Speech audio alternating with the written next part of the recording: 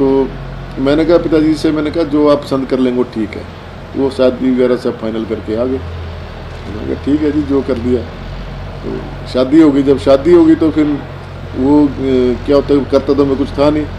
हाँ, ये बड़ा चैलेंज था। बेला आदमी था। तो चैलेंज था एक बहुत बड़ा कि अब घर का खर्चा कैसे चलाएंगे। खैर पिताजी उस समय दुकान भी थी हमारी, फेयर शॉप थी और ट्रक वगैरह भी थे पिताजी के। तो पिताजी के ऊपर ही निर्भर था सब कुछ जी। जो भी वो खर्चा वगैरह होता था वो। तो बाकी 2 भाई थे। एक बड़े भाई मेरे जॉब करते थे जी, वो जो हमारी ज़मीन है वहाँ रहते थे। जो मेरे से बड़े हैं वो कॉन्ट्रैक्टर थे, ठेकेदारी करते थे, छोटी मोटी, कोई बहुत ज़्यादा बड़ी ठेकेदार नहीं थी जी। फिर उन्होंने यूनिवर्सिटी में शॉप ले ली थी तो वहाँ शॉप करते थे। मेरे पास कुछ नहीं था, मैं बेकार था, मैं खेत में काम करता था या फिर पहलवानी करनी, बहुत मस्ती करता था। तो उस समय फिर जब मैरिज हो जाती है तो नेचुरली अब लड़की को लगता है कि अब मेरे पति के पास तो अपना एसेट होना चाहिए, कुछ अपना इनकम तो है नहीं कोई। तो फिर मुझे नौकरी नहीं करते, ये नहीं करते, वो नहीं अच्छा करते। फिर हाँ, ये यहाँ पर आएगा सवाल। अब यहाँ बड़ा अच्छा सवाल आएगा। अब तो शादी होगी तो पहले तो आप थे भाई मस्त मौला आदमी है, भी कोई पूछने वाला नहीं है, पिताजी बोल रहे हैं बेटा क्या कर रहे हो। शादी होने के बाद में फिर परिस्थितियाँ कैसे बदलने लगी? फिर परिस्थितियाँ नेचुरली जब मैरिज हो जाती है आदमी के ऊपर जिम्मेवारी भी पड़ती है, लेकिन हमने जिम्मेवारी को भी बड़े हल्के ढंग से लिया। अच्छा, कोई बहुत गंभीर चिंतन नहीं करता था मैं। अच्छा, जो कर लिया ठीक है। मैडम जी सुनेगी? हाँ सुनेगी।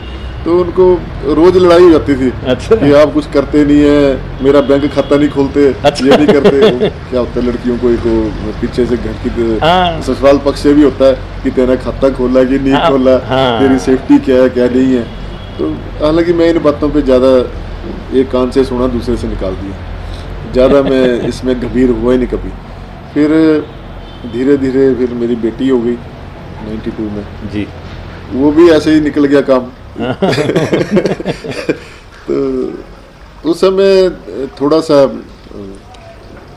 वो तो था, चिंता तो थी, लेकिन मैंने कभी ज़्यादा चिंता को अपने ऊपर हावी नहीं होने दिया। अच्छा, इसका क्या ऐसा पर्टिकुलर रीजन कोई लगता था कि आपको ये लगता कि पिताजी हैं बैठे हुए, वो कर लेंगे जिम्मेवारियां पूरी, ऐसा दिमाग में आता था क्या? बस ये था, जमीन थी ना तो यार लैंडलॉर्ड हैं हम। हाँ। अच्छा। तो एक वो अंदर से क्या है वो तो खोखले थे, जेब खर्चा भी। पर मेरा भी ऐसा था, मैं बहुत सारे काम करता था। अच्छा। मल्टी वर्क में करता था। जैसे काम करने से मैंने कभी शर्म नहीं करी। कभी मैं लेंटर डालने चला जाता था। बहुत अच्छा। अच्छा, लोगों के जैसे यार दोस्तों के साथ किया, जब मैं लेंटर डालना है वहाँ दिहाड़ी मिलेगी तो चलो वो लेंटर ही डाल लिए यार, 1000-2000 जो मिले वो डाल लिए जेब में। और फिर एक मेरे दोस्त ने मशरूम की फैक्ट्री लगाई, तो फिर मैंने कोई 5-6 महीने मशरूम बेचे। अच्छा। घर घर में जाके उसका काम किया। फिर वो भी फ्लॉप हो गया काम, क्योंकि इतनी ज़्यादा डिमांड नहीं थी उसकी और कच्ची फसल होती थी जी, तो बिकती नहीं थी। सारा दिन चले रहना, सुबह से शाम तक बैग लेके पैदल। अब शिमला में तो ज़्यादातर पैदल ही चलना पड़ता था जी, बसेस तो थोड़े थोड़े उसमें जाती थी। तो प्रयास किया कि मेहनत करने में मैं डरता नहीं था, बहुत मेहनत करता था। बहुत अच्छा। किसी भी काम में लगता है लगन से काम करता था। तो फिर जो भी छोटा मोटा काम मिल जाता था वो कर लेता था, जिसमें 500-700 रुपये मिल जाए। टर्निंग पॉइंट कहाँ से आया जिंदगी में? टैक्सी डाल दी। अच्छा, टैक्सी भी डाल दी आपने? एक टैक्सी डाल ली। उसमें ये बलदेव शर्मा जी जो पूर्व विधायक हैं, मेरे दोस्त होते थे, अच्छी दोस्ती थी हमारी। तो ये शिमला में टैक्सी यूनियन के प्रधान थे, हमने बनाया था इनको प्रधान भी। अच्छा। तो मैंने भी टैक्सी डाल ली। फिर वो तीसरे दिन पुलिस वालों से झगड़ा हो जाना, तो फिर मैंने वो टैक्सी बेच दी। साल भर रखी, साल भर फिर टैक्सी का काम भी फ्लॉप हो गया। फिर उसके बाद मैंने एक ये फन फ्लिप्स होते हैं ना, कुरकुरे टाइप छोटे, उस समय फन फ्लिप्स चले थे। ओके। परवाणु में बनाता था एक व्यक्ति, हमारा दोस्त था। फिर उसकी सप्लाई का काम ले लिया। अच्छा। फिर वो करी मैंने सप्लाई, एक सेकंड हैंड कार ली हमने, उसमें घूमता रहता था, बेचता रहता था। फिर बेकरी का सामान भी बेचा मैंने। अच्छा। 1 साल भर वो काम भी किया। फिर वो भी जमा काम, फिर वो भी छोड़ दिया। फिर कॉन्ट्रैक्टरशिप भी करी थोड़े दिन, 5-6 महीने, वो भी नहीं जमा काम। मतलब कि कोई ऐसा काम नहीं था जो मैंने ना किया हो। मतलब ऐसा क्या कारण क्या लगता था कि वहाँ आपका स्वभाव बीच में आ जाता था, या आपका व्यक्तित्व बीच में आ जाता था, या क्या वजह थी जो सारे कामों में? स्वभाव ऐसा था, देखिए सबसे बड़ी बात क्या होती है, कोई भी काम करने के लिए पैसा चाहिए होता था, पैसा चाहिए। और मेरी थोड़ी सी सोच ये थी कि मैंने जो भी करना है सेल्फ डिपेंडेंट करना है। बहुत अच्छा। घर से कोई सहायता नहीं लेनी है। मतलब ये था, हालांकि भी सब कुछ है अपने पास, लेकिन करना खुद है। करना खुद है। कई बार छोटा, जब मैं घर में खेती बाड़ी करता था, तो एक बार मैं वैसे ही आया घर से, मेरे माता पिता जी तारा देवी में रहते थे जी। तो ज़मीन जो है हमारी, वो टूटी गंडी बस स्टैंड है ना, उसके नीचे जी, वहाँ थे। तो सारा दिन मुझे काम करने का शौक़ तो था ही। पूरी हमारे जो भी हमारी खेती बाड़ी थी, हल चलता था उस समय, तो हल चला के शाम के टाइम में आटा लेकर आया घर तारा देवी जी। तो माताजी और पिताजी बैठे थे रसोई में, तो मैं दूसरे कमरे में था। तो वैसे ही पिताजी ने हल्केपन में ही बोला होगा बेशक कि करता कुर्ता कुछ है नहीं है, अब इसको कुछ ज़रूरत होगी तो आ गया यहाँ पे।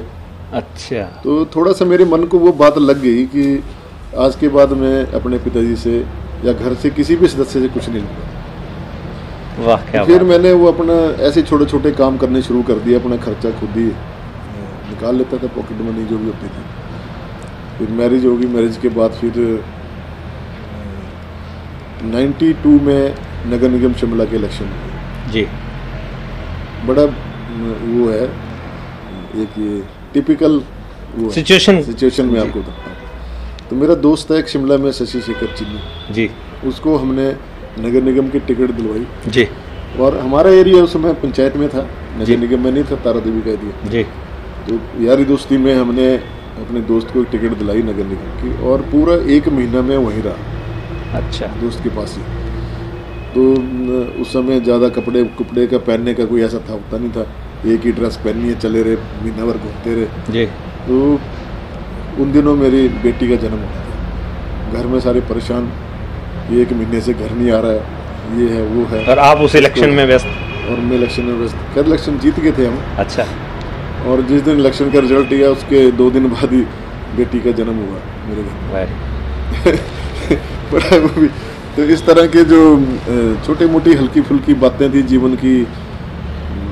फिर 97 में हमारा जो 95 में पंचायत के इलेक्शन हुए शिमला में के पूरे स्टेट में ही हुए थे। जी जी। उस समय ये पंचायती राज में संशोधन हुआ था जी। और तो मुझे भी 20-25 लड़के थे, जो लड़कों में मेरा काफ़ी क्रेज़ था। तो उन्होंने कहा यार तू ना प्रधान का इलेक्शन है। अच्छा। अरे प्रधान के इलेक्शन के लिए खड़ा कर दिया। अब हमें कोई समझ नहीं कि प्रधान क्यों बनते हैं, प्रधान का दायरा क्या होता है, प्रधान बन के करना क्या है। रिस्पॉन्सिबिलिटी लड़के थे ना, लड़कपन में सबने भी इस बार हमने लखनपाल जी को प्रधान बनाना है। उस समय मेरे घर का नाम है तिक्खू। अच्छा। तिक्खू बोलते थे मेरे को ना। अच्छा। तो तिक्खू के नाम से ही जानते हैं मेरे को, आज भी शिमला में कई तिक्खू भाई बोलते हैं। अच्छा। तो ये मेरे को भी पहली बार ही पता लगा। तो मुझे बोलते हैं यार तिक्खू भाई आपने प्रधान का इलेक्शन लड़ना है। ये तिक्खू के पीछे की कहानी भी होगी? ऐसे बचपन में रख दिया दादाजी ने। अच्छा। बच्चों के नाम रख देते हैं ना जैसे। हाँ। तो शरारती तो होते ही थे बच्चे। तो जैसे दादाजी हर किसी का नामकरण कर देता था, किसी को तिक्खू बोलते थे, को गेंठा बोलते थे, किसी को मेंढक बोलते थे, किसी कुछ इस तरह के नाम रख देते थे। अच्छा। तो मेरा भी रखा हुआ था, जो यार हमने तिक्खू भाई को प्रधान बनाया। सारे गांव वालों ने मीटिंग की, क्योंकि हमारी जो पंचायत थी थोड़ी स्कैटर्ड पंचायत थी, रजाना पंचायत जी। तो हमारे एरिया की तरफ कम वोटर होते थे, दूसरी तरफ ज़्यादा होते थे जी। तो जितने सारे बुजुर्ग थे वो बैठे, उन्होंने कहा यार ऐसा है, देखो हमारी तरफ से प्रधान बनना मुश्किल है, क्योंकि हमारी ज़्यादातर वोट पार की तरफ होती है। ओके। तो आप ऐसा करो भी उप प्रधान के लिए लड़ो। तो कहा मानने वाले लड़के, जी हमने बनना ही प्रधान है। अच्छा। और प्रधान के इलेक्शन के लिए खड़े हो गए। जब इलेक्शन के लिए खड़े हो गए तो फिर नेचुरली बनना तो कहाँ था, वो इलेक्शन हार गया मैं। अच्छा। 50 वोट के आसपास। फिर उसके बाद 97 में जो हमारा जो एरिया था वो पंचायत से टूट के नगर निगम में चला गया। अच्छा। फिर नगर निगम में चला गया तो थोड़ा सा वो पंचायत का अनुभव तो था इलेक्शन का। तो मुझे नगर निगम शिमला से पार्षद की टिकट मिल गई। अच्छा। बालूगंज वार्ड से। वहाँ से जीत शुरू हो गई। 92 से 97 से 2002 तक। अच्छा। फिर उसके बाद मेरा जो वार्ड है वो रिजर्व हो गया, तो हमने फिर एक लड़का था उसको जिताया। फिर उसके बाद सरकार बनी वीरभद्र सिंह जी की 2003 में जी, तो मुझे उन्होंने नॉमिनेट कर दिया पार्षद। ओके। फिर उसके बाद फिर हमारा वार्ड रिजर्व हो गया महिला के लिए, तो फिर वाइफ को खड़ा कर दिया।